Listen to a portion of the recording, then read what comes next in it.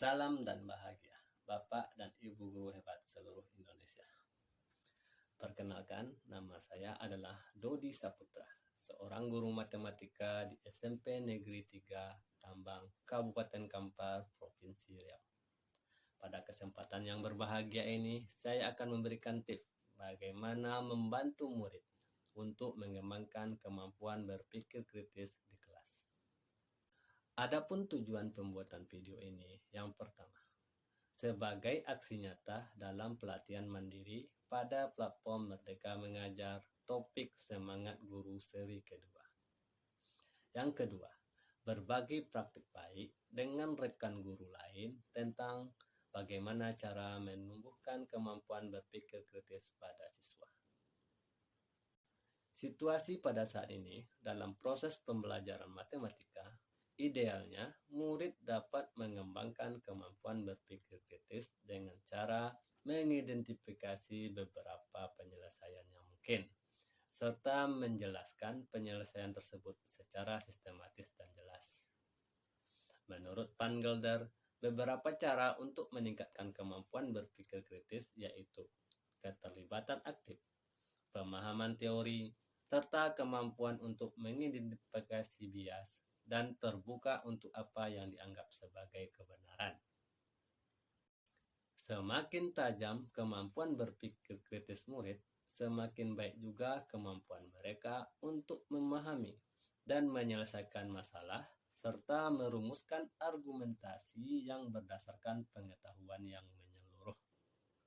Dengan demikian, guru di sekolah harus menyediakan lebih banyak aktivitas yang dapat memungkinkan murid untuk memperluas kemampuan matematika mereka.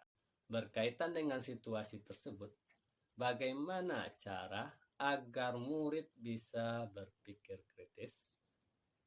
Untuk menjawab pertanyaan ini, pada kesempatan ini saya akan memberikan 3 tips bagaimana membantu murid untuk mengembangkan kemampuan berpikir kritis di kelas.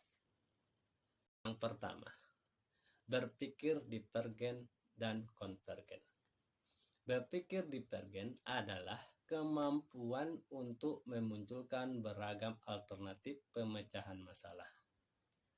Berpikir konvergen adalah proses memunculkan satu atau lebih sedikit solusi pada suatu masalah. Kaitannya dengan berpikir kritis dalam pembelajaran matematika, seorang guru harus mampu mengajak murid mengidentifikasi beberapa penyelesaian atau pertanyaan yang mungkin serta menjelaskan penyelesaian tersebut secara sistematis dan jelas. Pada kesempatan ini, catat semua masukan atau pertanyaan dari murid-murid terkait penyelesaian yang disampaikan. Semua ide tersebut diterima saja, baik itu berkaitan maupun tidak berkaitan dengan masalah yang dipelajari. Berpikir kritis juga dapat membantu para murid dalam mengambil keputusan yang tepat. Selain itu, berpikir kritis dapat membantu para murid berkemampuan dalam membedakan antara fakta dan opini. Pada tahap ini, kemampuan berpikir konvergen sangat dibutuhkan. Menemukan solusi yang paling tepat terhadap permasalahan yang ada dari berbagai masalah yang sudah dicurahkan pada tahap berpikir divergen. Yang kedua, berpikir kreatif. Kreativitas adalah proses berpindah-pindah dari berpikir divergen dan konvergen. Sebagai pemikir kreatif, usaha membuat ide diterima oleh orang lain merupakan tantangan berpikir kreatif. Sebagai guru, kita harus mampu mendorong murid kita untuk mengemukakan ide-ide dan bagaimana ide-ide tersebut dapat diterima oleh teman-teman yang lainnya. Disinilah dituntut murid harus dapat berpikir kritis. Yang terakhir, yang ketiga, berani mengambil resiko. Sebagai seorang guru, kita harus dapat menciptakan situasi yang menantang dan berikan masalah kepada murid kita. Manfaat lain dari berpikir kritis adalah dapat membantu untuk tetap tenang saat sedang mengalami suatu masalah. Proses berpikir kritis membawa perasaan gembira saat menghadapi tantangan.